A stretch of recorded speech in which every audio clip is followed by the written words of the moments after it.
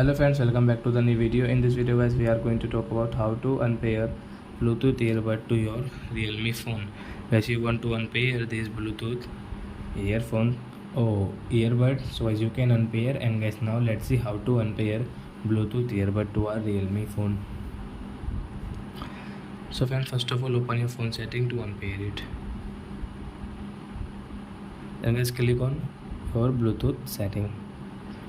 So guys, now you can see guys, we have paired this Bluetooth earbud, and guys, you want to unpair. So guys, right side guys, you can see this icon. So guys, tap here, and guys, you can see unpair option. So as you want to unpair, so guys, click on unpair. Then guys, you can see this red light means guys, we have unpaired it.